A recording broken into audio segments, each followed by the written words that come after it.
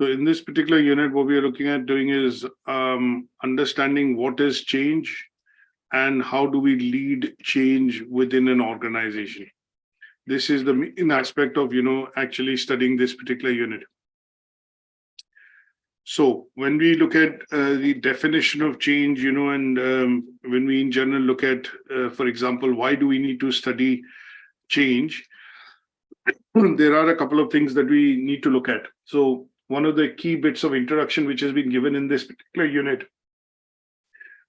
which talks about, the definition from Heraclitus, which says change is the only constant in life. So it is a very befitting, phrase that we are starting off with, because whatever we see in today, that we are going through in our lifetimes, we are seeing a lot of change which is happening at all fronts, whether it is change which is happening because of the technology that we are embracing, change which is happening because of technology and the usefulness and application of technology within organizations. We look at change which is happening on the climate side. If we look at environmental change, we look at change which is happening because of how globalization is affecting, countries. So there is economic factors which are, obviously exacerbating the change happening in, businesses and organizations. We are also looking at, as organizations become, multinationals, or they have businesses and operations across geographies, we do get to see that the way they employ manpower, the way they employ labor, or, as we call it, manpower, employee, staff, is changing, and there is strict compliance legislation, laws which are coming into place. So when we look at the context of human resources in particular, there is a lot of change happening. We look at change which is happening primarily on, aspects of behavior in terms of how we work within the organization, and this change is affected more in terms of, the people's attitude and behavior and the culture which the organization then develops, and then this would be seen as change which is happening within the culture of the organization or the structure of the organization. So change is something that we get to see which is happening all around us, and the basic essential definition of the word change essentially tends to be that it is to alter things, or it is to modify, or it is to basically look at, doing things differently. So that is all going to be classified as what is called change. And it rightly says in the introduction that, when we look at change, whatever industry, whatever position, or whatever area that you work in, or sector that you work in, there is change which is pretty much happening constantly around us, and including, involving us. And what we do get to see is that businesses are needing to adapt and then change the way they operate in terms of, it could be any activity, recruitment and selection. It could be the way they deploy funds, resources. It could be in terms of how they trade. It could be in terms of how they bring products and services to the market. You look at the onslaught of technology, which has happened in the last 2 decades, with the coming in of the internet in the 1995 by Tim Berners-Lee, and then we look at internet becoming, commercially available in the early 2000s. We do get to see that with data being now stored on the cloud and on the data servers and, data warehouses, we get to see a lot of byproduct of, organizations' activities is being accumulated as data, and data today constitutes knowledge and power. So when organizations look at adapting to change, they are looking at basically, falling back into, I would say, analyzing data mining, as we call it, and they are then looking at studying the past trends which have affected how the organization has worked, and then trying to look at predicting or forecasting what and how will the consumer preferences or demands change in the future, considering that this is being made possible with the advent of technology. And it is not just advent of technology in terms of internet, but the Internet of Things, as we call it, the IoT. So when we look at technology as a whole, and if we look at technology in isolation, it is playing a very big part in the way in which change is now taking place or happening within organizations, within businesses, within economies, within countries, and in general, in terms of the pace of change is what some businesses, if they do not adapt to the pace of change and use technology to change as quickly as possible to adapt to requirements or demands in terms of changes of customer preferences, we do get to see that these businesses fade away. They obviously become defunct. And one such big example that we would look at is when the PC industry was coming up in the early 90s or late 90s. Some of the typewriter companies, an example that I can see in my lifetime which has happened is a lot of these typewriter companies, especially in India, when you look at Godrej typewriters, or you look at typewriter companies essentially in the Western hemisphere, what we get to see is that some of these companies, especially in Italy, in the US, and when we look at brands like Liberty, brands like Carlton, Montana, Hewlett Packard, later on they also went into PCs. Vikings, Godrej, which started off in India in a big way, they faded away as businesses because the businesses did not sense the change which was coming with the introduction of personal computers from Microsoft, IBM at that point in time, bit on Apple, but a lot of other companies which started to introduce personal computers, and that change they failed to anticipate. And today what we see is that these businesses have actually become defunct. Remington was one of the big brands, in the Asia Pacific market, which Godrej Remington had a tie-up. And obviously I know that personally during my time frame when I was growing up and I started my first job, I did get to see that this is one of the single most biggest change which happened when the industry moved from typewriters to personal computers. Now, we have also seen lots of changes which have happened. We also look at changes which have happened in terms of screens. Sometimes we do refer to screens, we refer to Internet 1.0, 2.0, 3.0, we refer to Web 1.0, 2.0, 3.0. These are all changes which are happening in phases, and they are basically related to technology.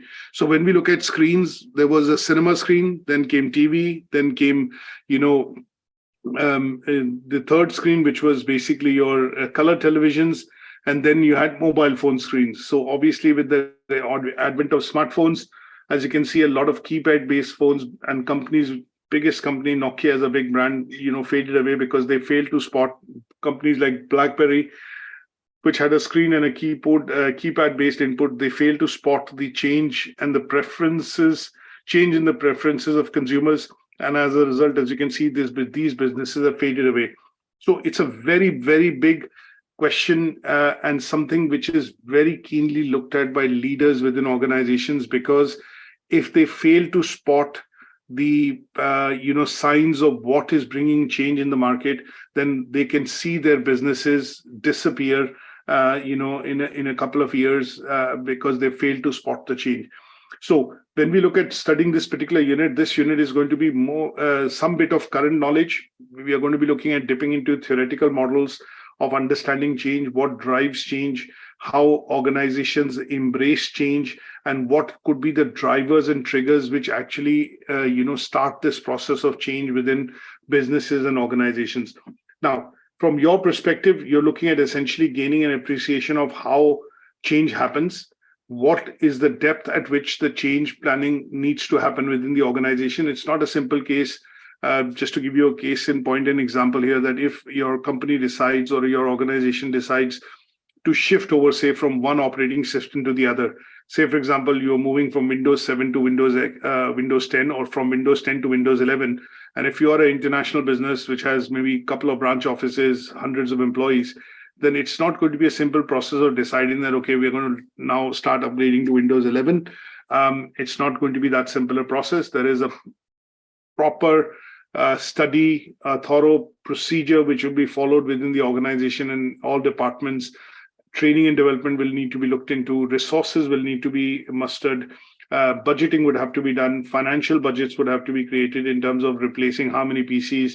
Then training and development has to be done. And then whether this particular change that you are bringing across, will it lead to more productivity and efficiency? That is what the leaders and managers would be looking at within the organization. And if that helps in bringing that particular change to the organization, thereby increases productivity, efficiency, revenue, leads to growth in terms of the business, then the company would budget for it.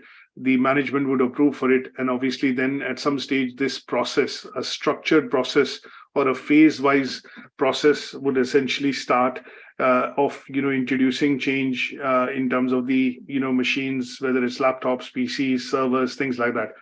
Now, what we have to look at the end of this particular unit is, when we look at completing this particular unit, studying this unit, what we are looking at is effectively we need to be able to understand what is change, what are the drivers of change, what triggers change within the organization, how do we look at detecting the triggers which are going to look at bringing this change within the organization, how do we look at planning for change, how do we do change planning.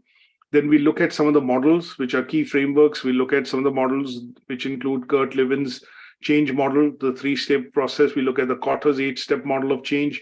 We'll also look at some of the other processes in terms of how how change is brought across and what are the drivers for change, which could be technological drivers, economic drivers, social and demographic drivers. It could be political drivers. It could be environmental drivers. It could be competition, which is initiating that change. Then change can be induced, change can be internal, change can be external, change can be forced onto an organization because of external circumstances. So we'll understand some of the frameworks, which is something that we have studied in some of the other units, but PESTEL would be how PESTEL as a framework would be applied to look at, dealing with change, which is forced onto an organization, as an external drivers. And then we look at each of these factors individually, which are externally driving the change for an organization. We look at which, we look at also the speed at which change sometimes, hits the organization. That is something which will also be looked at. And then last but not the least, we are going to be focused on understanding, some of the changes which are going to be relevant for us from a manpower point of view. That means human resources point of view. We're going to be looking at changes from a point of view of technology, globalization as a factor which is affecting, organizations today. And then we'll also look at, lastly, when we talk about change in general, we'll be looking at some of the change models, not the theoretical models, but we'll be looking at, change models, which could be business models which companies use to bring change into the organization. And these could be terms that we have heard sometimes, like business process re-engineering. We look at Six Sigma, lean management, agile management. We look at the subscription-based model change, which is introduced for SaaS, which is software as a service in many organizations. And then we'll also look at organizations which deal with services, project delivery. We look at agile management, which is used as a concept to bring across change. So the idea in this unit at any given point in time is to understand the whole concept of change and why is it important from an organizational perspective. And we look at pretty much everything into how it affects, where it comes from, what it leads to, and what are the key drivers and triggers. And if you were wearing the hat of somebody who is responsible within the organization to manage this process as a change, and you have to lead this process of change within the organization, then what are the key frameworks, models, and techniques that you need to be aware of that you're going to get a knowledge in this particular unit. Now, this unit has 4 learning outcomes. Most of the Pearson units have 4 in any case, but not to mention, just to confirm this, that there are 4 learning outcomes. The first one, we are going to be looking at understanding, comparative analysis of different types and drivers of change in the business. That is going to be the discussion for today. Next week, we are going to be looking at the impact of how it change, impacts organizational behavior. So these 2 presentations are already up on Moodle, along with books and some handouts and articles. Later this week, we are going to be looking at uploading presentations, which will look at how do we investigate forces driving change. So we look at forces, some of the key frameworks of Porter's 5 forces model. We look at McKinsey's 7S framework. We look at Kurt Levin's framework, and we'll also look at the Kotter's framework of change. And then towards the end, we'll marry the process of change in terms of looking at how leadership in an organization is instrumental in driving change within the organization. And some of the examples that we will take here is, if we look at technology in particular, which is going to be a theme throughout the unit in terms of depending on, what we take up as examples. But many examples which are available within this domain that we get to see is, if you look at when the iPhone was introduced and then tablets came out, there was a shift again from the screen, from just being the PC, being the most dominant screen, wherein, most of the internet access, the browsing side of things were predominantly done, using a PC or a laptop as a device. That started to shift to phones and, portable devices like tablets.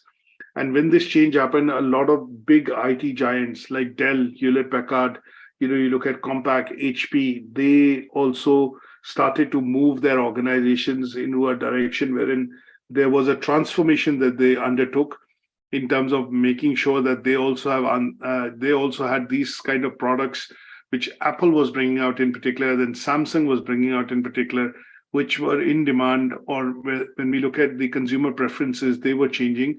And these two companies, along with a few others, were addressing that requirement and the shift in, the change from consumer preference. And that is what we will look at dipping into when we look at understanding learning outcome 4 days, to see how the leadership, how Michael Dell, for example, or how some of these people at the helm of the organization have taken the approach of shifting or transforming their organization in keeping in times with what is the consumer preference and requirements, in order to ensure that their businesses continue and their businesses do not become defunct or, fade away with time. So we look at applying some of those changes models that we have studied and related to, some of the influential leaders and how they brought across change within their organizations from a point of view of, leadership perspective. We look at some of the organizations like Microsoft, Steve Ballmer, when he stepped down and you had Satya Nadella taking over, he has moved Microsoft as an organization lock, stock, and barrel towards cloud computing, towards cloud-based services. And that is where now 54% of companies' revenue, in terms of revenue and profitability, comes from. So Windows, which was the most dominant product within Microsoft, although they had lots of other products like the Xbox, Bing, which is their browser, and they also forayed into Windows Mobile. They have server products, things like that. But Windows was the most dominant revenue generator for Microsoft for the last 20 years. But when Satya Nadella took over the helm, he shifted the organizational focus, embracing the change which was coming because of, the ecosystem-based devices being introduced by Apple, by Samsung, and some of the other companies. And he felt that this would be a, generational shift which will happen.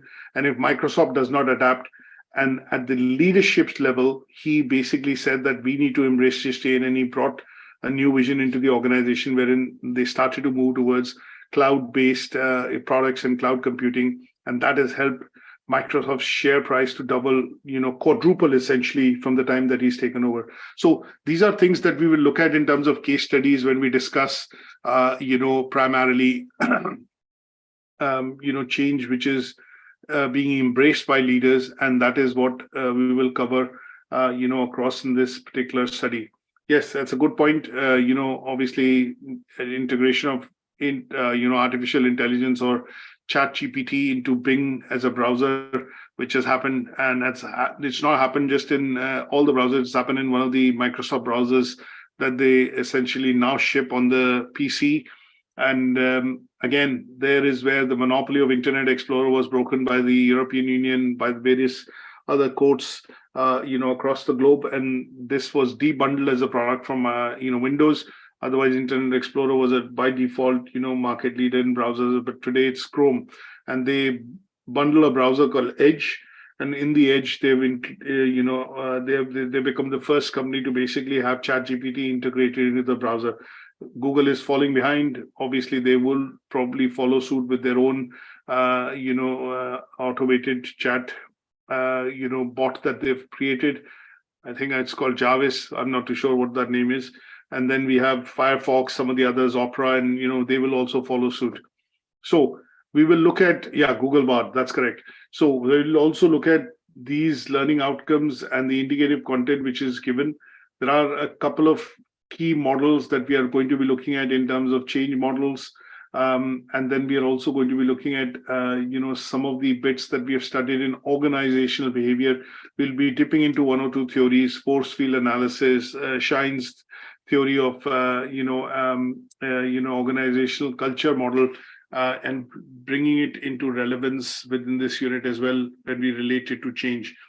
So there are going to be two assignments in this unit. One will cover learning outcome 1 and 2. The second one will cover learning outcome 3 and 4. There are some books which are recommended, and I think up on Moodle, along with the books, these are some of the sites where you'll be able to find good references and reading to, understanding change and how is change initiated within the organization. So we will go into the first discussion on our learning outcome, which is primarily through the presentation. So I've got a few slides. These are available now on Moodle. They've been fully refreshed to meet the requirements of the unit and the new content, which is circulated by Pearson in the September 21, specification. So we've covered the unit aim. I've given you a bit of an introduction on the unit. The first learning outcome basically looks at covering some indicative content around types of organizational change we'll look at, and then what are the drivers, of change within an organization. Now, what we want to do is start off with some key terminology. We've looked at very briefly the definition of change. And when we look at change, literal definition, Oxford meaning or dictionary meaning of the word change is to modify or to alter or to do things differently. So here is where we will look at how sometimes when things have to be done within the organization from a different perspective, or have to look at embracing certain aims or objectives which cannot be fulfilled otherwise. In those cases or situations that we find ourselves, what we are going to be looking at is basically looking at undertaking the process of change. We'll be looking at doing things differently. We'll be looking at probably, discussing or implementing some of these things differently than how the organization has done before. And that would all be classed as what is called change. Now, change will also lead us to understand what is change management. Now, change management, when this is being done systematically within an organization and it is being rolled out by the manager or by the management within the organization, this process literally would be an approach that would be done pan-organization. And because it is led by somebody as an executive sponsor or as a person who's basically overseeing this process of change being implemented within the organization, would be termed as change management. And that would be a process that the manager or the leader will see through from start to finish to ensure that, the change which has been the journey which the organization has essentially started to embrace the change, whether it's implementation of, say, a new marketing model, like most companies about a decade back started to, let's say, move their budgets from above the line and below the line marketing to online marketing, because they saw traction that 1.4 billion phones being sold, for the last couple of years annually, smartphones which have the capability wherein the users are able to browse the internet or browse the website using the internet integrated into the phone, allowed them to, reach to consumers. And there is where the shift happened. And this change, if it was implemented within the organization from a marketing department point of view, slowly and gradually moving the budget from one, let's say, one type of promotion to taking it and redeploying it to online side of promotions would be seen as something called change. But it needs to happen across. And when it happens across the department, across the whole organization, you would normally be terming it as change management. Now, what is organizational change? Change which refers to where the company embraces changing its activities, its way or go-to market, or looks at changing or making changes into its culture and products and services which it sells to consumers in the market. And this change is going to be directional. This change is going to be major change, which will move it from one position to the other, and there is no going back. Then in those cases, you would be looking at that change being termed as organizational change. Now, this change can be instituted internally within the organization, and it could be also how the organization portrays this change externally to its consumers, stakeholders, partners, suppliers in the market. So when they embrace this process or this journey on which they go across as an organization, as a team, as an organization as a whole, and there is no turning back, then this particular change, which happens in most cases, at least the let's say the underlying reason tends to be that the change is happening for positive reasons. It's happening because it is required. It's happening because other competitors or the market is moving. And in this case, there is no point of return. So this change, when an organization shifts its mission, maybe its vision, maybe how it sells its products and services, segments, or positions its products and services to consumers, is going to be a change which would help the organization move towards better prospects, and that would be termed as what is called organizational change. Now, I have looked at lots of videos which are available, which basically talk about change. This is the one that I picked out, and the reason I picked this out is that when we look at understanding how change happens within an organization, what we need to be able to do is look at like an overview of how we define, or how do we look at talking about change. So when we talk about change in general, I think what we would want to do is look at a bit of a video to get a sense in terms of a short video to see how does change happen within an organization. Now, there are various factors which can cause change. We've talked about technology, globalization, change because of leadership, change because of manpower and personnel, because of resources, environmental change. But let's understand this from a context of how globalization and technology is looking at, maybe bringing across change within an organization. So let's watch this short video, which is looking at a perspective on how, change happens within an organization.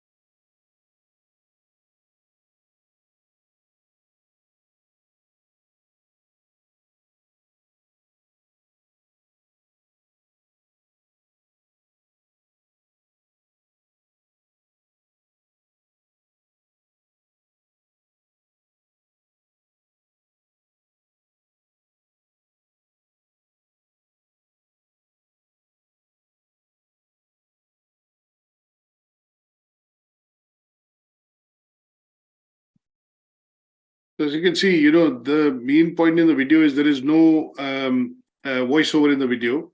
It basically is music in the background. But what you get to see is that when we talk about change, and when we talk about change from an organizational perspective, there are lots of factors which are coming up in terms of why companies are looking at changing. Either they're adapting, they're adjusting, they're modifying, they're innovating, they're developing. And these are some of the bits that come to your mind when you talk about, change. And obviously, change is also being done because the company or the organization is looking at making a difference from what it does. Now, some of the ways in which change can be embraced would be factors like these. The reason why companies are looking at bringing a change or adapting technology or bringing, say, for example, faster internet connectivity within the organization is because they want to increase productivity. They want to look at, if they employ software or any sort of, let's say, equipment, which is better than the previous one being utilized, it could be because they want to bring in operational efficiency. And there are ways in which the companies, essentially look at bringing this change on, because of the fact that they are looking at, when we had COVID, for example, when we had the financial crisis of 2008, 2007, 8, and 9, we get to see that a lot of companies went into cost reduction, layoffs, redundancies, and that was being done in order to save and preserve the profits and obviously save the organization. So they some of the companies took the decision to lay off employees. A change could also be done to look at improving quality, productivity, and obviously, various other reasons. So the video actually only focuses on providing you a thinking point, let's put it this way, or a starting point, essentially, where you can start your, thinking from a point of view of why does an organization look at, looking at introducing change. And this can be done for many reasons. Now, one of the things which I've summarized on the slide before we go into further details is to look at what are the different types of changes which can happen within organization. Now, sometimes when we all of us have worked within companies, and when we look at working within companies, we do get to see, and some of us are familiar with these kind of changes which typically happen. So you look at changes which are happening because of strategy, in terms of the company changing direction in terms of its business model, or in terms of going across to new markets or newer customers. And in some cases, this would be termed as strategic change.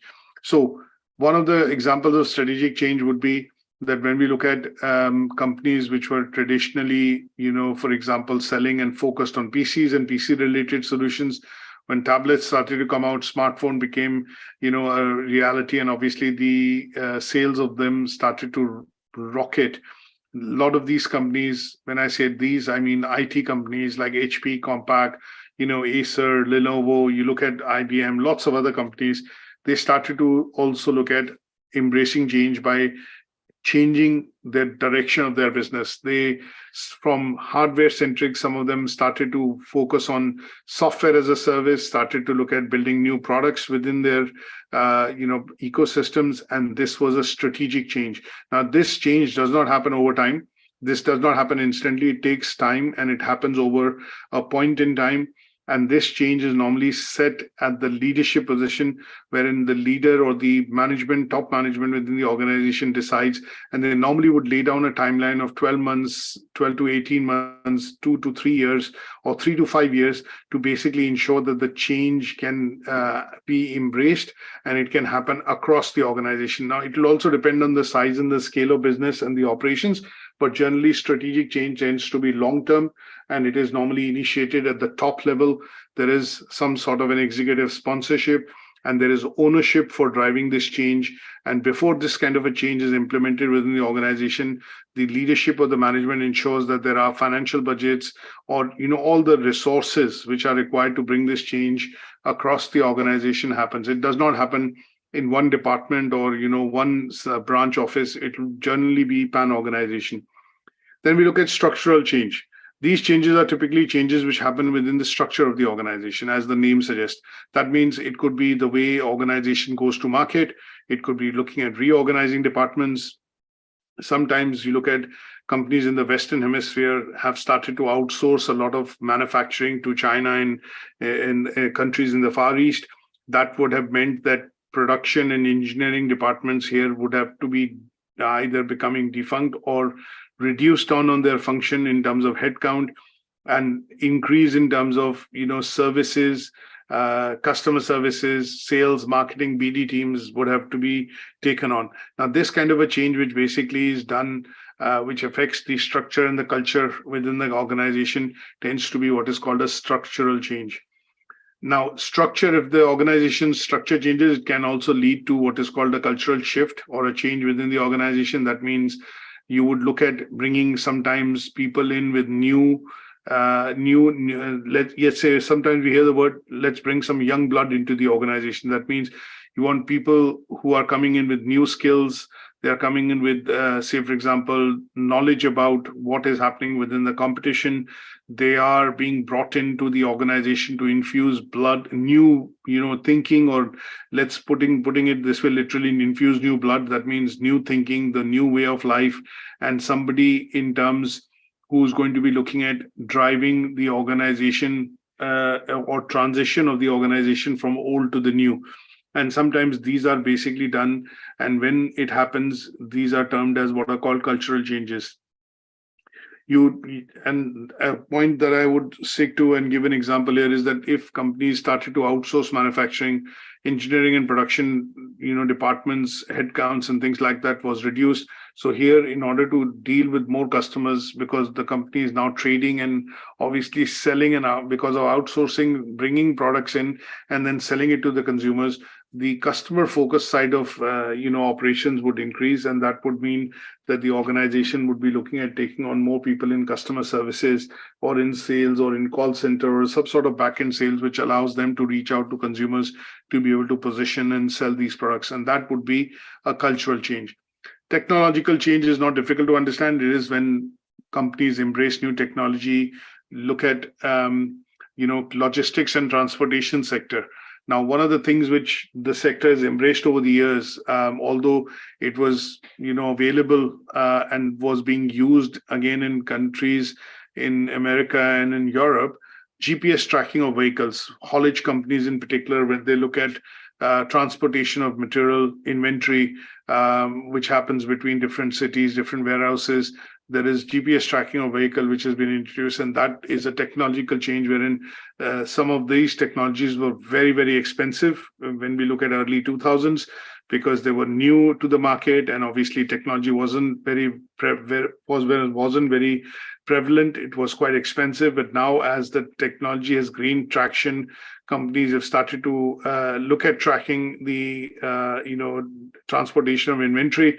GPS tracking has become something which is very, very affordable.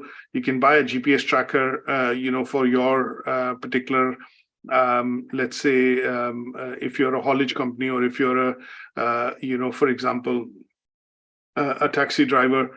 Location-based services, which is the technological breakthrough which has happened because of Uber, allows you to use this technology seamlessly through your mobile phone. And in some cases, if you want to track vehicles, GPS tracking trackers can be added to vehicles, which allows the monitoring of their movement, even CCTV monitoring. And sometimes you see it's written on vehicles that this vehicle is tracked, and CCTV recording in progress. And this is a technological change. Process change is when the company is looking at redefining something or improving something over the existing that they have. And in this case, we will be looking at process change. Now, process change could be related to sustainability. Things like where, because of legislation, laws, and various other, let's say, global agreements which are happening between different governments, companies are having to adapt to some sort of what is called a process change. Because in this case, large companies with a carbon footprint, which basically require them to move material from one location to the other, stock it in warehouses, look at distribution centers. This is where, in order to reduce, say, carbon emissions, one of the points that I would take is that companies have been asked to look at embracing, electric vehicles, or looking at energy renewable fuels. And in those cases, you would look at if the company has to embark on this as a process to save, energy, to make its carbon footprint or zero or very low, or meet the targets which have been set by the government and the legislation. And in those cases, you would look at companies undergoing something called a process change. That means they have to redesign something to be able to make it work. And that would work within the compliance guidelines, and that would normally be initiated as a change, and this change will be called a process change. And then last but not the least, we look at people change. So when we talk about people change, we are looking at changes in the workforce. During COVID, one of the changes which a lot of organizations needed to embrace was that employees were working from home. Can you think of any other major change which has happened in the case of people change over the years, which companies have embraced? And there is a policy pretty much now available across all organizations in terms of people change. Any ideas? In terms of leadership, I can say that more of a authoritarian or leadership style is getting obsolete, and people are treated more fairly. That is correct. That is good. That is one perspective wherein you can look at change happening at the leadership level, which is basically looking at ensuring that because of compliance, because of regulation on the labor laws, hiring of employees, firing of employees, or getting them on some sort of contract to work for you is now being heavily regulated. That could be one thing. The other thing that we look at is during COVID, and in general, because of technology, there is a change which most companies have embraced, which is to look at reducing carbon footprint, looking at reducing waste, going to landfills in terms of IT and IT-related products. A lot of companies have embraced the aspect of what is called BOYD, bring your own device. So a lot of employees are given in some companies, they give out some sort of an incentive to say to the employee that you buy a laptop or you buy your preferred device and you can bring it to office and you can take it to home. And this kind of an initiative, which is called the BOYD, bring your own device initiative, is a process change. Today, a lot of companies like Microsoft, some of the other companies, I do get to read about a lot of Microsoft, but when we look at some of the other companies that are now embracing a change in terms of people change, which is allowing for 4-day week instead of 5-day week. So Microsoft has already done tests and pilots in countries like Japan and in some countries in Europe, wherein they have changed their working week, for employees from 5 to 4, and they see an increase in productivity of 30% when employees work between Monday to Thursday as against Monday to Friday. And this is something which is a people change. That means they're looking at embracing change on the workforce front. They're looking at change on the way employees work within the organization, and obviously how employees look at using IT or bringing IT in terms of usefulness for productivity reasons, and that would be termed as people change. Now, also, let's look at broadening these definitions that we have looked at very briefly into change in the business context. Now, how do we look at large-scale changes like radical changes, changes which are discontinuous changes, changes which are revolutionary changes, or changes which typically happen on a smaller scale, and they tend to happen in versions or incremental effects of changes that we do get to see. And some of these changes can be evolutionary. That means they could really transform the business or a product or a service which the company is offering, and that would be a revolutionary change. So let's look at quickly some of these with examples. Now, when we talk about large-scale change, these changes would typically be classified as changes which happen in system, structure, processes, and culture of the organization. That is why the term large-scale change. So if an organization looks at embracing, for example, the use of employees being able to work from home, it's a large scale change because it's not just happening within one department, one region, or one geography. It'll happen across the organization. And what they would do is introduce what is called a 4-day week, just to stick to that example of Microsoft that I've given. And because it's not happening in one location, but across locations over where Microsoft has offices or works in different countries, this change would be a large scale change. We could also look at a large scale change which could happen within the structure of the organization. Like in some cases, some organizations underwent a change in their leadership structure, wherein the leadership structure now, is regionalized. That means you have regional vice presidents which lead, say, for example, the overall operations and responsibility of an organization, and they report into the president and the CEO of the organization in the head office.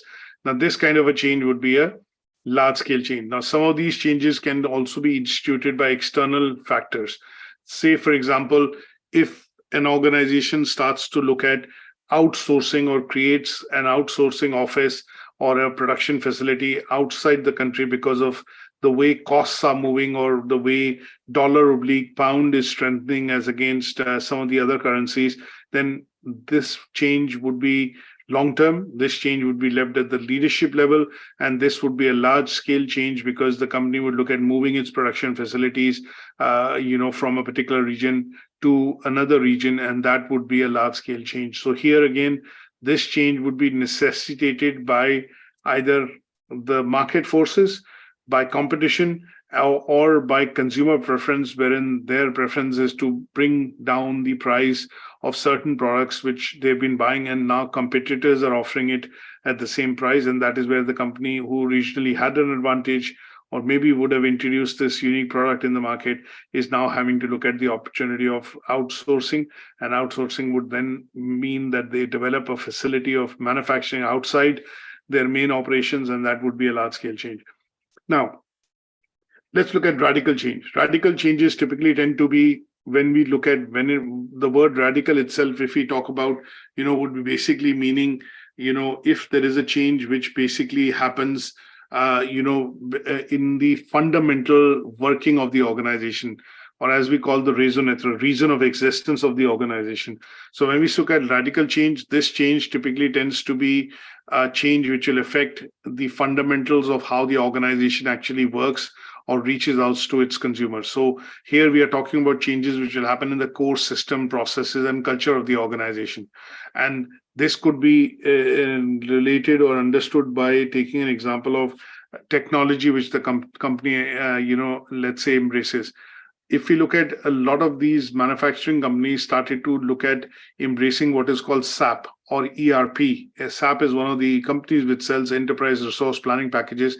And what over the years, the Japanese companies and the large conglomerates taught some of the Western companies was that if you have an integration in the operations of the organization between purchasing, say, manufacturing, engineering, research and development, sales, marketing, inventory, warehousing, distribution, you would generally get to see operational efficiencies coming into the organization. Now, embracing of a package, software package like enterprise resource planning is not simple. It's a major change.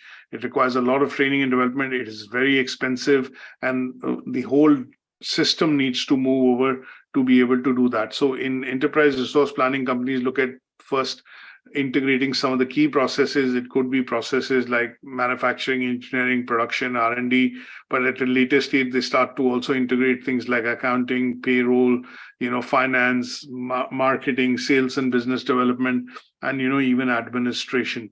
And that would be termed as radical change. Now, the radical change ensures that the company, when it follows that particular process and embraces it, there are normally cost savings or energies, I would say cost reduction or savings, which are typically done from a point of view of operational efficiency.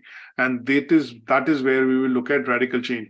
Now, this process of radical change, we can also relate to what is called transformational or transactional leadership. Radical changes sometimes means that the company's whole direction or the way it goes to market can also be changed by the leadership. And in this case, you would see a radical change happening because there is a change of a leader at the top of the organization, and he or she comes from a particular background. And the first thing they look at is they start looking at driving operational efficiency within the organization, to look at making cuts wherein there is excess, to look at, fine-tuning places or departments or people in places where we do not have or we are not using technology, and also do away with certain sectors of businesses which are not profitable enough for the organization. And that would mean the company gives up a particular side of business because they feel that this business is no longer going to be in the long-term direction of the company and will no longer provide revenues or generate revenues. And in those cases, the company decides to divest. That means sell that business off. And that would be a radical change, an example of radical change. Then we look at discontinuous change. Discontinuous change tends to be wherein what has happened is that the business takes a break from what and how it has been doing activities in the past, and then looks at fundamentally shifting to a new paradigm. That is where we would say that this would be a discontinuous change. Now, this would be often driven by external forces, which is because of increased competition, availability of substitute products. It could because the pricing is becoming cheaper for certain products which the company was selling 10 years back.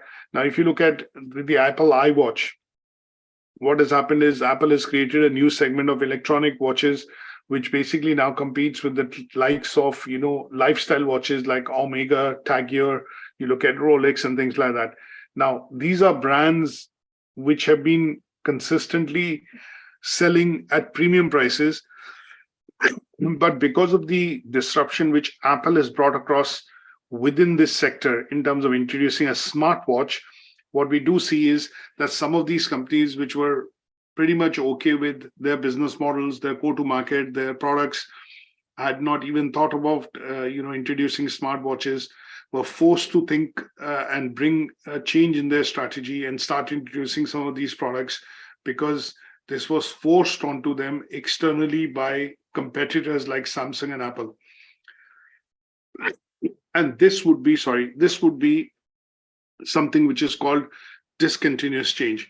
Now, this requires a significant change in the mindset and obviously the approach in which the company, actually looks at how they would now go to market. Now, when we look at revolutionary change means complete transformation. The company would leave one particular product or a market altogether because they feel, or get into a new market or a product because they feel there is tremendous advantage or potential within it. And in those cases, what it does is it brings across what is called a revolutionary change. Now, the introduction of the Apple smartphone, Apple iPhone, as I call it, is a revolutionary change in the market. The introduction of an iPad, we never had access to tablets. Tablets is a generic term, but more or less, when we look at Apple introducing the iPad, now that has led to the creation of different sets of businesses, products, product lines, ecosystems, and that has primarily happened because of a revolutionary change or a product which Apple has brought into the market, and that is the iPad. And a lot of companies then followed suit. Obviously, there are similar substitute products available, but the change which was brought across by Apple in the industry was a radical change and even a revolutionary change. It could be classified as a discontinuous change as well, but it would best fit into the definition of what is called a revolutionary change. And the reason why, when I say revolutionary change, is because you see how these screens have changed. You move from cinema screen, which was the biggest, then we moved to the TV screen, then we moved to the PC, which was the third screen, then we moved to mobile phones, which was the fourth screen, and then you look at tablets or mobile phone and smartphones as a tablet, as the fourth screen, which is a revolutionary change that we have seen. And that is why this change would be termed as, because it has created a new segment altogether. It has created or led to the creation of a new type of product and business for many organizations and services. You look at Netflix, for example. There was nothing called Netflix. We had Blockbuster, wherein you could rent videos and get video cassettes and recorders and play them on VCRs when you wanted to rent out movies. But when you look at Hulu, Netflix, Amazon Prime, some of these services have come across, and they are revolutionary changes which we are getting to see in our lifetime, is because of the Internet of Things, and the various devices which are available now to be able to stream these services. And that is why these changes would be termed as revolutionary changes, which on the basis of which some companies have actually built up business models.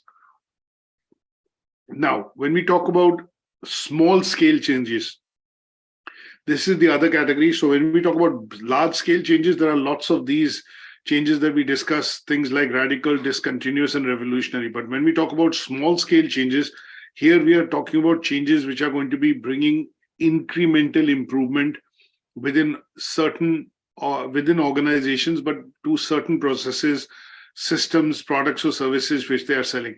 Now, this change is less disruptive as against the large scale change which happens within the organization, because this is going to be phased out in the organization. That means this will be introduced slowly and gradually and will trickle down into all departments, or will start from maybe the main department or one of the main places within the business, and then slowly and gradually it will be embraced and implemented across the entire business operations.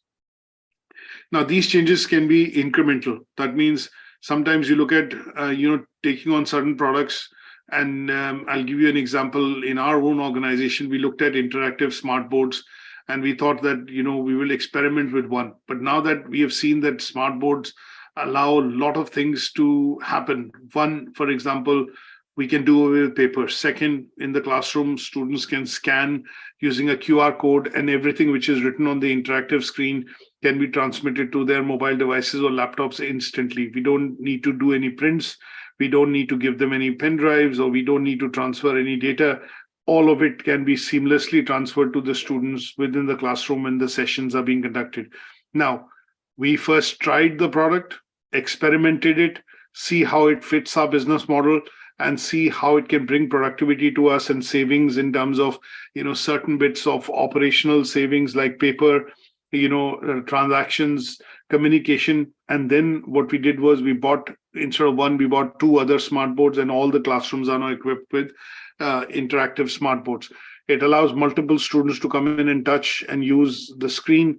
It allows us to get students together on activities within the college in the same class, and it allows a closer interaction. And what we've done is we've tried it out first as a pilot, and then slowly and gradually rolled it out across various classrooms.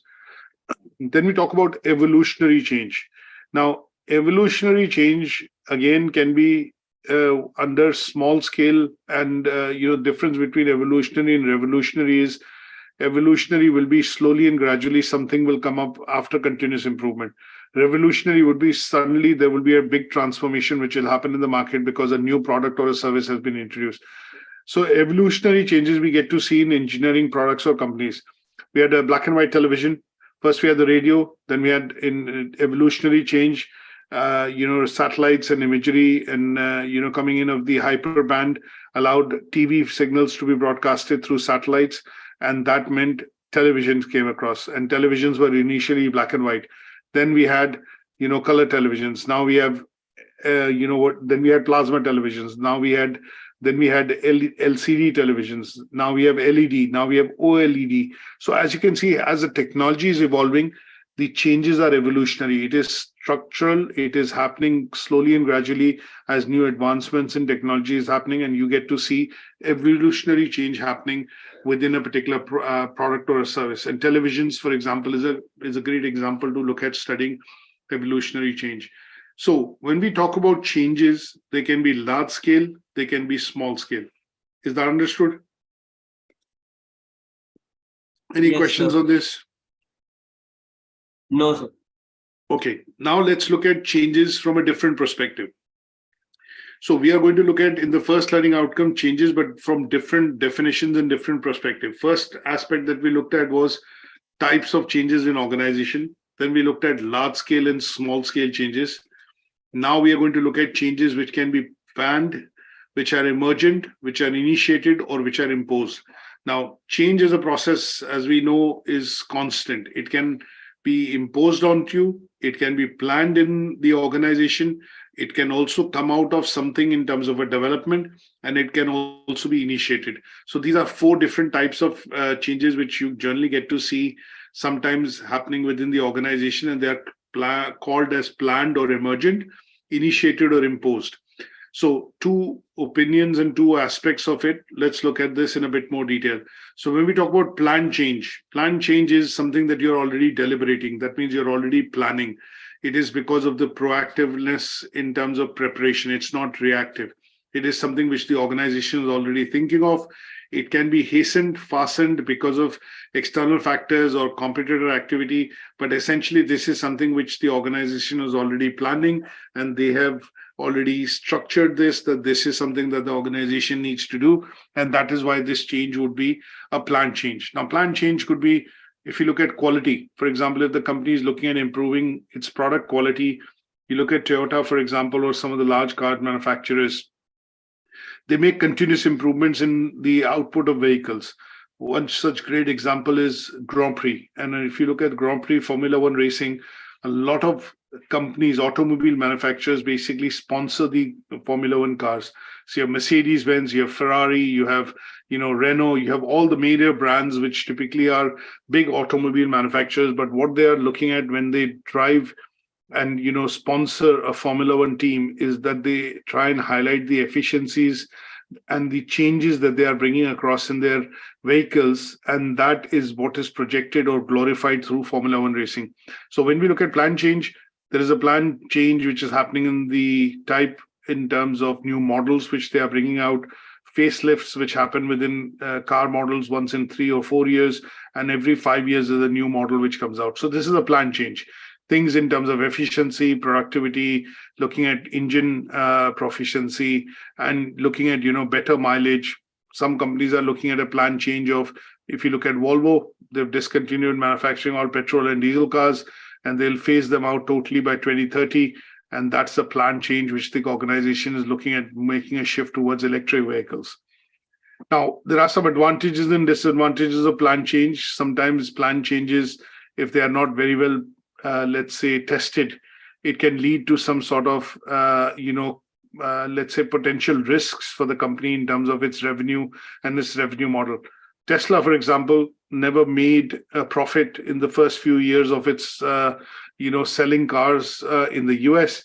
But as the change has now been embraced by consumers, there is a demand. And for the last year, and I think for this year, they made profits in terms of producing and manufacturing cars.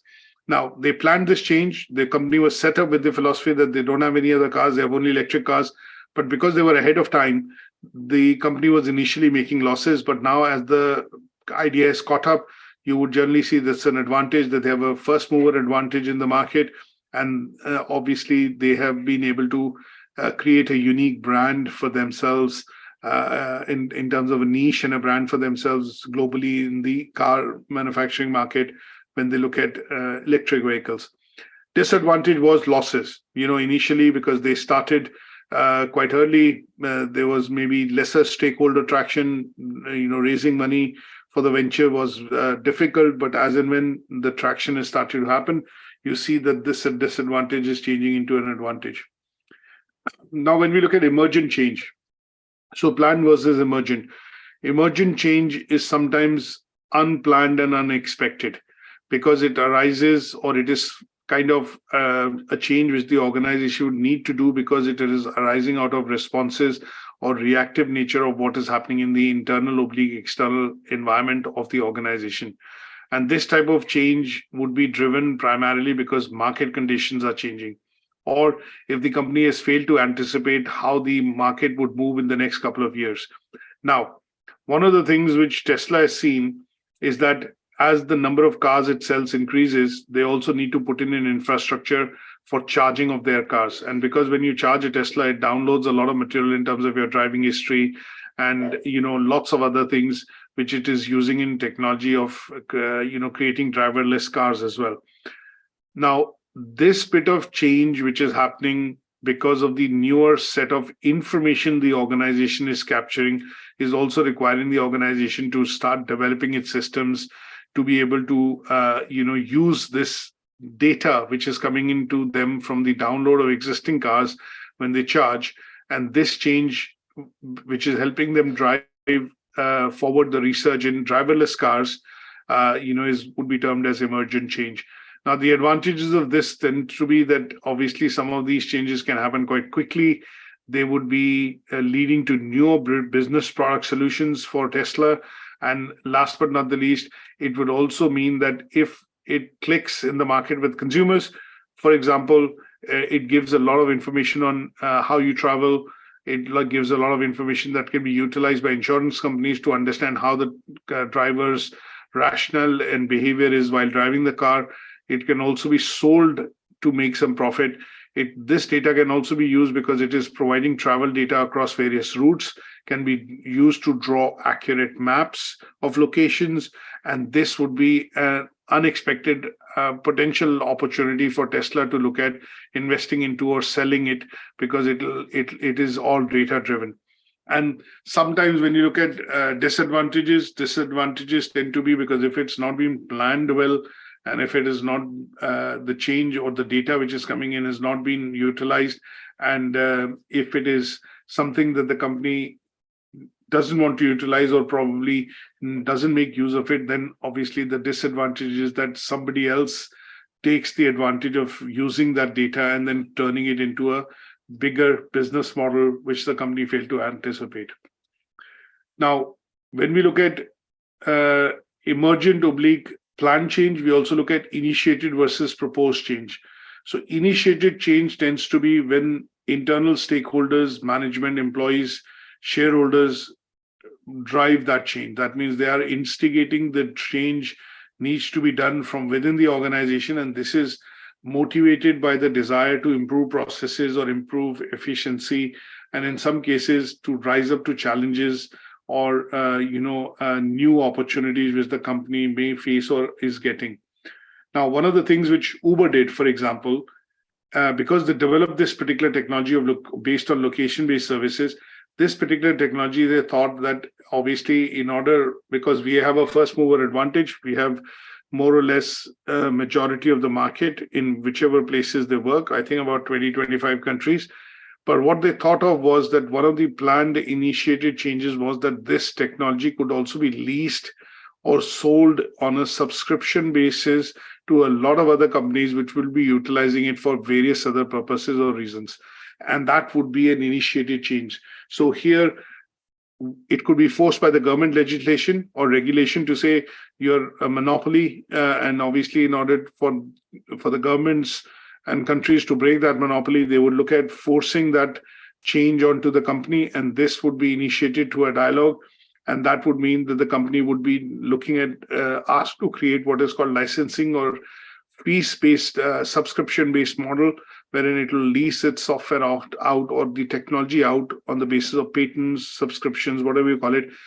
They have patents on it, obviously, but on the basis of subscription or licensing fees, and then allow the market to have competition. And in those cases, this kind of a change would be initiated through government legislation or policy making, and that would be an example of initiated change.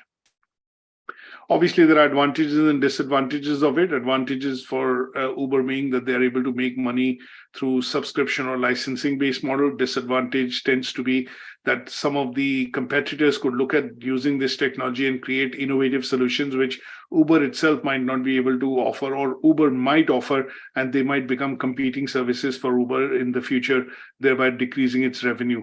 Although they get licensing and franchisee or subscription-based revenue, but that would nowhere be nearer to the revenue which they would have made by creating or allowing that service to be adapting their subscription-based model. One of the examples that you can look at here is Uber Eats, Deliveroo. Some of these services are now competing against each other, but they use location-based services which have been created, essentially by Uber. And what you do get to see is that they've unknowingly or knowingly, one of the advantages for them is they've created competition for themselves by leasing out this technology, and that could be a disadvantage. Now, when we look at imposed change tends to be when, it is basically directly imposed from external factors or things which are happening outside the organization. One such good example of imposed change could be government regulations or legislation, shifts in the market. You look at one of the things that we look at in terms of, carbon emissions. Currently, it's Euro 6 in vehicles.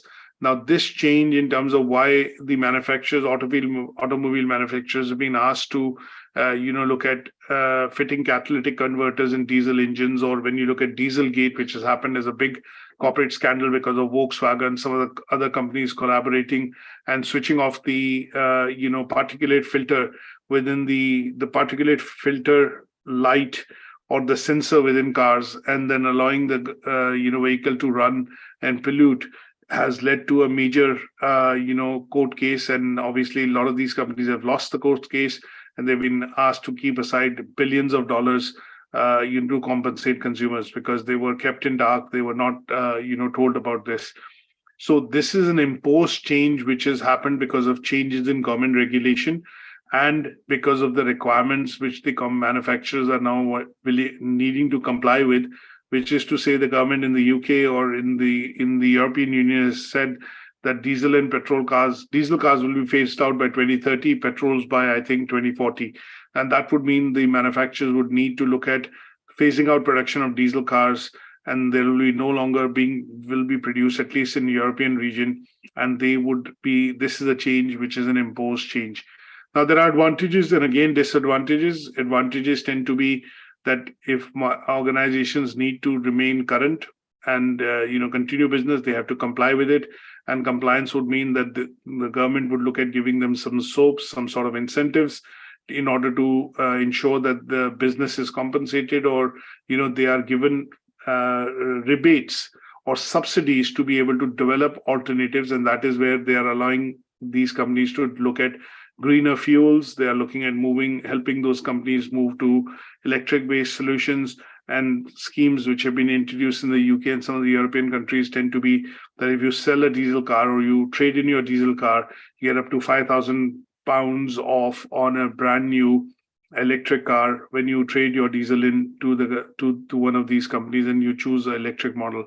So this is an advantage of an imposed change, wherein the company is complying with the regulation introduced by the government, but also the government is compensating the consumer as well as the company by, allowing for rebates in terms of taxation to the company in terms of production of some of these facilities, and in some cases to the consumer, which is to give them soaps to say, okay, let's incentivize them because the company is following regulation, and this would help make our roads and cities more pollution-free and greener.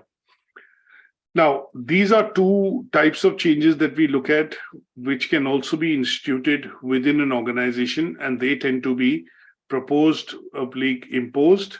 And you also look at what is called initiated / planned. Any questions on this? No, sir. Okay, let's look at one or two other aspects of changes.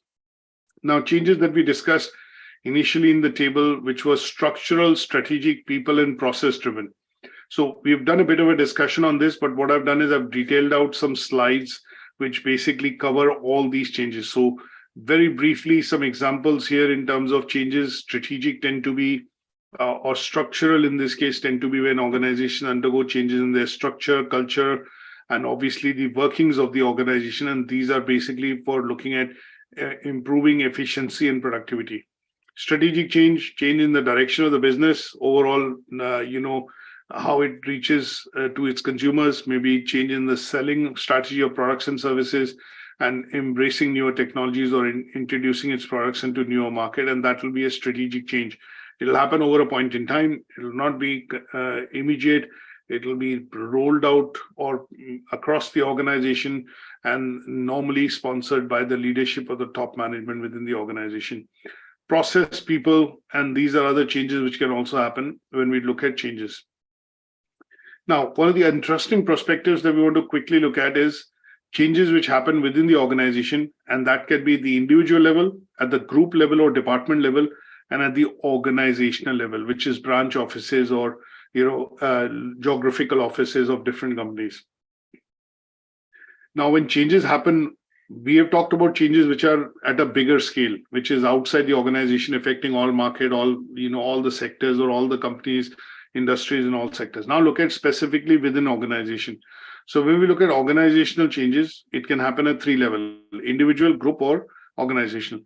An individual change could be you had a promotion, you've done a course, and because of the skills that you acquired, you've been given a job promotion in your organization, and that is a change which is happening at the individual level because you are getting promoted, you are getting more salary, and you're getting more responsibility or more decision-making power.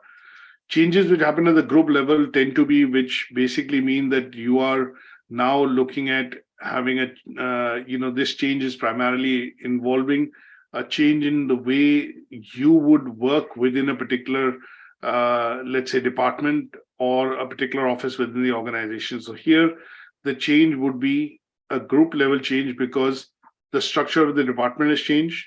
It could be because you are being given additional responsibility and you become a supervisor, wherein you're not just managing your responsibility, but managing a responsibility for some of the staff. You could also be given a responsibility wherein you're managing two different branch offices or two different departments in different locations. And this would be a change which is happening because of your increase in, say, responsibility. And this is probably initiated at the group level. That means at the departmental level, or maybe at a level which is not individually driven. It is driven at across the board, but at a higher stature, wherein you are not just responsible for yourself, but we're also managing the performance of other employees. An example here would be, if I look at group level change, say, for example, all the heads of department are issued a mobile phone. This is a structural change which the HR introduces to say, Mobile has now become a part and parcel of business, and business communication requires individuals to use the company mobile as against their own mobile. Now, this is a very small example that I've given. This was instituted by most organizations in the mid 2000s, wherein when mobile devices started becoming available and the costs started coming down. I'm talking about the Motorola D6 to 8 days of 1990s and the Siemens S4 model, wherein each phone itself was 100,000 rupees, or maybe about $5,000-6,000.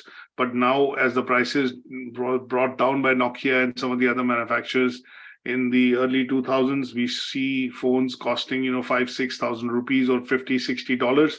Then it became a device which was something which was considered as a business or a communication device. And if this change was to happen, that all salespeople would be provided cars, or how all salespeople would be provided cars, cars, mobiles, and laptops, this would be a group level change, or a change which will be at a strategy level, but would be implemented at a level wherein it is applicable to all the individuals on that particular title or on that particular grade. And that would be a group level change. Now, an organizational level change would typically be wherein systems, processes, structure, culture of the organization is to change. An example of this kind of a change would be that if the organization, this change from the top management says that the organization is now going to look at allowing individuals to bring their own device. So the IT department has become, has worked with the management, has taken some guidelines, and with that, they've now been able to implement what is called bring your own device to the office. That means the IT side of infrastructure will no longer be provided to employees. Either the organization will institute some sort of a rebate or a contribution towards the employee buying the device, or will pay the employee one time to be able to buy a device of their choice. And once they have it, for the duration of the contract or the work that they do for the organization, this device is going to be brought in by the employees and will be treated as their own asset. And this will be, say, a BOID, bring your own device. And this would be an organizational level change. So sometimes when you look at changes which are happening at the organizational level, they can also be transformational, wherein the leadership decides to make changes to change the focus of the business, focus of the company, or move them from one direction in terms of the company from one direction to other or a new direction altogether with the introduction of new products and services, and everybody follows suit. This would then be termed as organizational change. Is that okay? Any questions on this? No, sir. Okay. Now, let's look at lastly and very briefly drivers of change. Now, there are various drivers we've discussed at the start of the unit.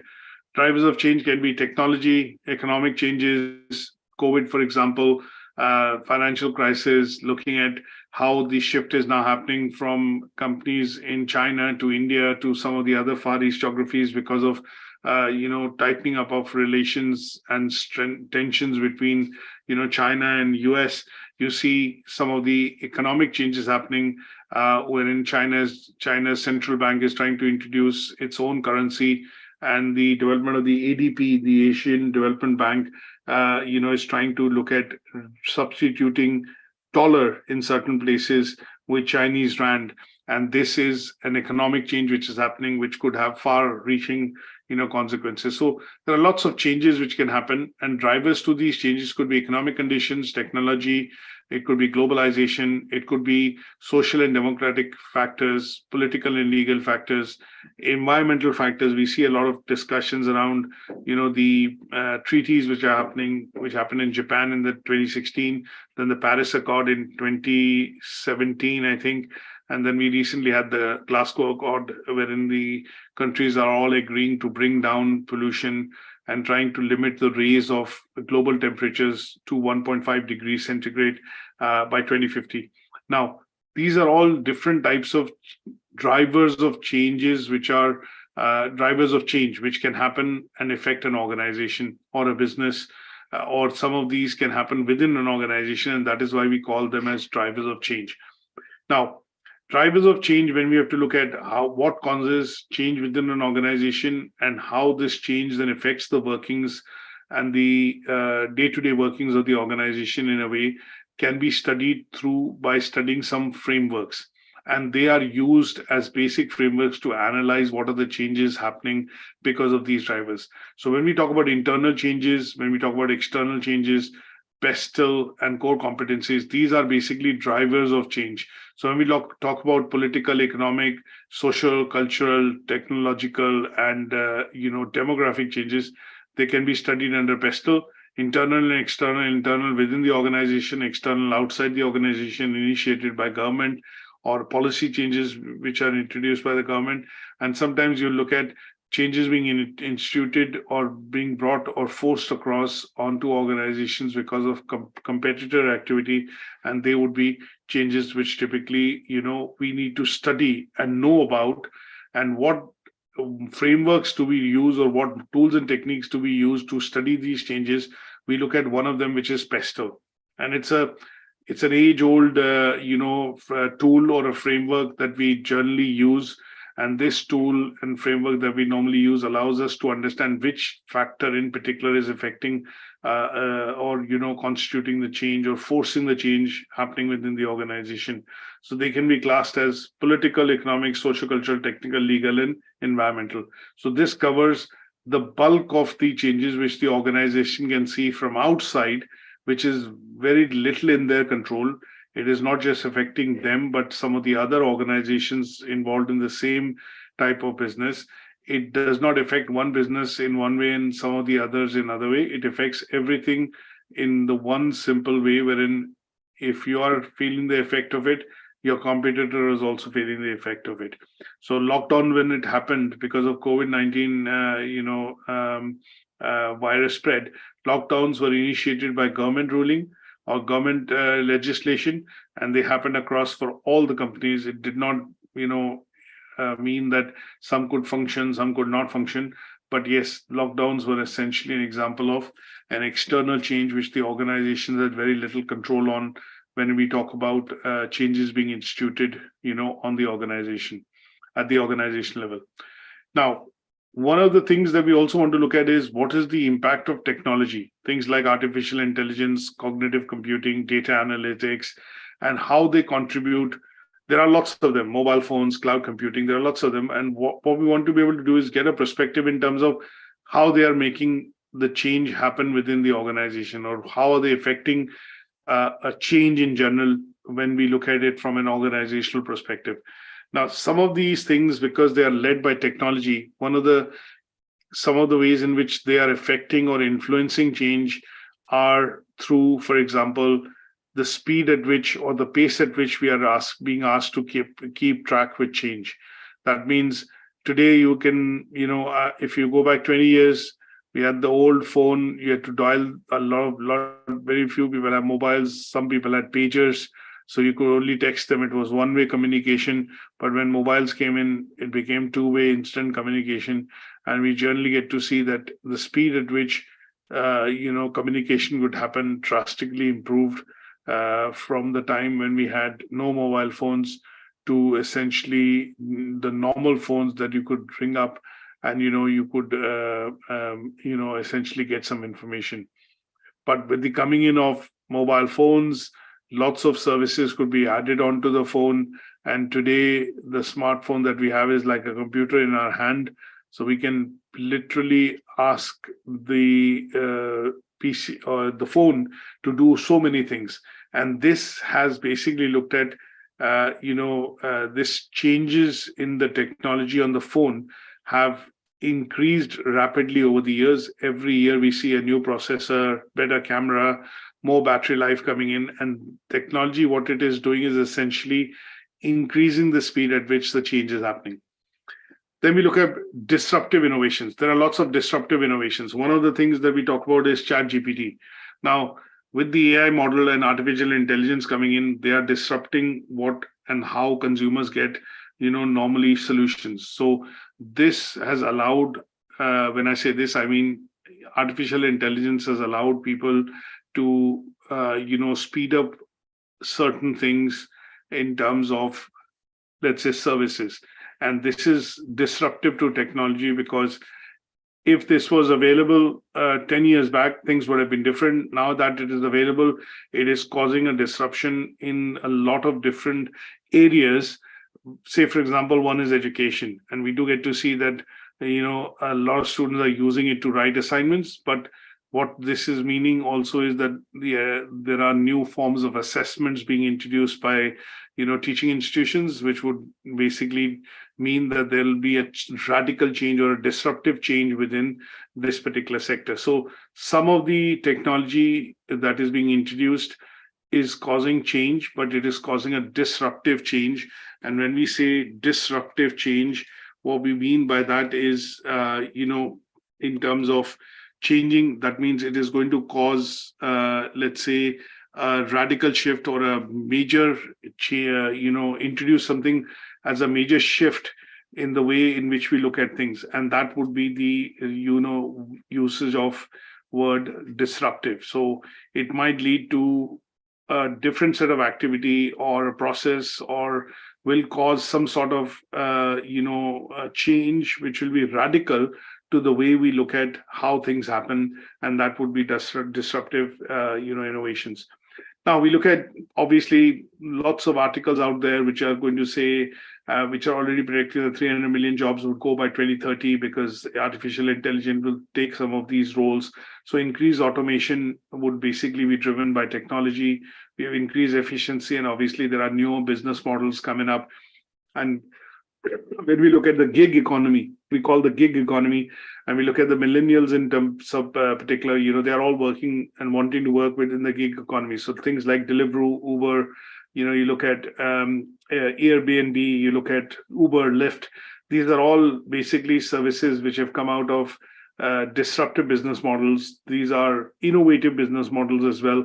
And what we do get to see is that because of the introduction of these innovations, it has led to the creation of new products and services. The way we consume some of these products and services was never even dreamed of.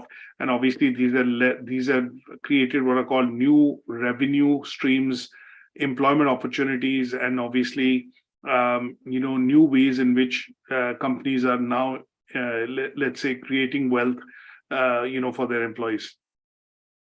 This point leads to what we also want to look at is how is technology leading digital transformation within the organization.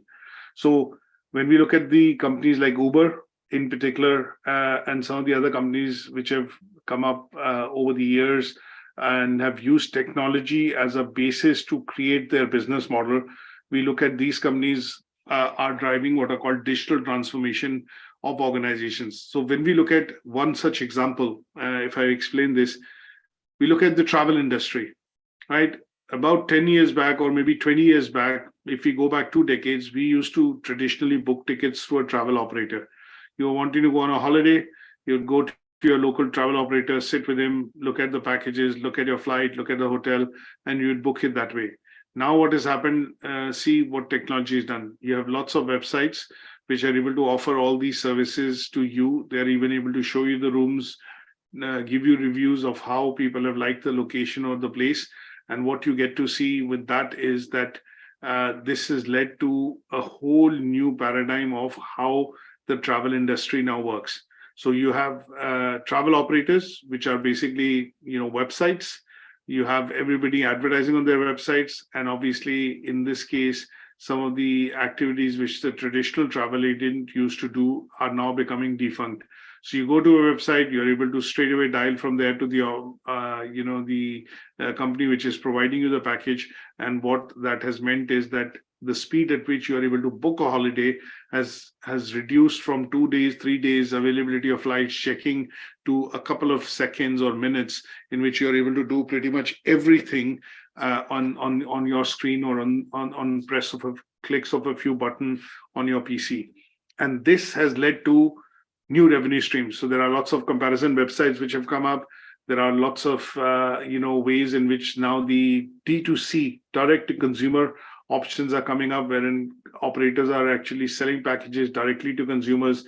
And obviously that means that because they're in touch with the consumer directly, this allows even customers to get a better experience in terms of having to see what they are booking first, without even having, been there. So if you look at how the websites have changed for travel operators, the website used to have very basic information, but now they have rooms, interactive demos of rooms, what features, facilities that you are expected to get when you land or when you book that hotel.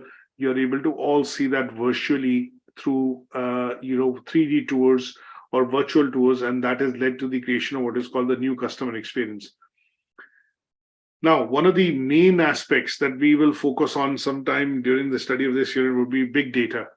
Now, because now everything is stored digitally, on cloud, you are generally seeing that a lot of data-driven analytics and insights into what consumer preferences are or what consumers want, how is the demand and supply going to change, is being done by studying data and collecting data. So collecting data then leads to data mining, and obviously that being then utilized by the company to provide you offers depending on your preferences and depending on the data mining that they're doing. So data analytics has become very important for companies because it allows them and their employees to study consumer preferences. They would like to gain insight into your behavior, your background, your education, your demographics, and thereby enabling them to be able to then send out what is called personalized offers to you, personalized promotional offers to you as a customer. And that is all being driven through what is called data-driven insights, because data is being collected at every step of the way, every interaction that you do, either through your phone, mobile, through your website, and that allows companies and service-based companies to be able to reach out to you through any of these means. And obviously, digital transformation is leading to operational efficiencies. Simple example of fax here.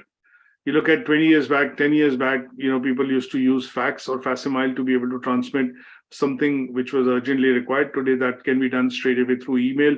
You don't have to wait for the fax to come through and then put the paper in the fax machine or print it out, and then it prints out on the other side. You send an email, in a couple of seconds, you get that information transmitted.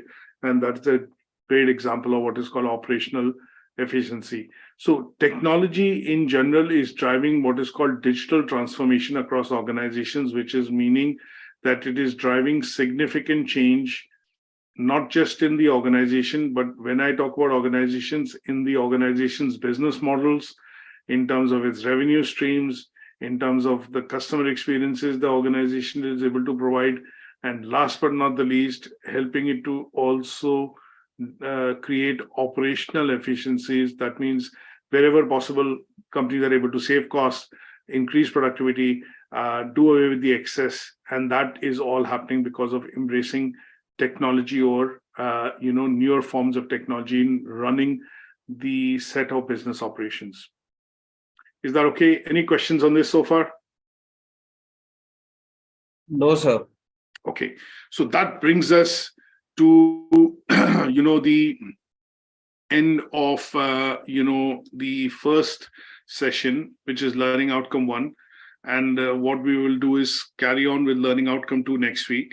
So my suggestion will be to read through some of the bits on Moodle, specifically related to 1 or 2 handouts which I put, and these handouts would be useful in covering some of the things that we've discussed in detail today on the session, and they would help you. I think 1 or 2 case articles that I put, which I want to quickly show you, and those case articles are going to be quite useful for you to study to further understand what we've discussed today in terms of learning outcome 1. So one of the article is change impact analysis, which is basically driven as an article which is mostly for a company looking at software design, and then there is another case study which is change impact analysis.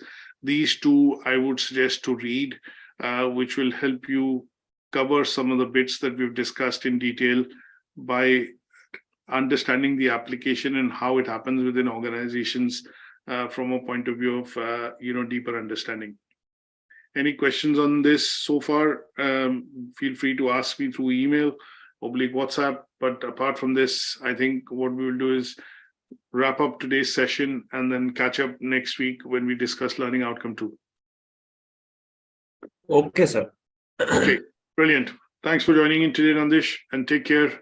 I'll see you next week. Thank you, sir. Thank you.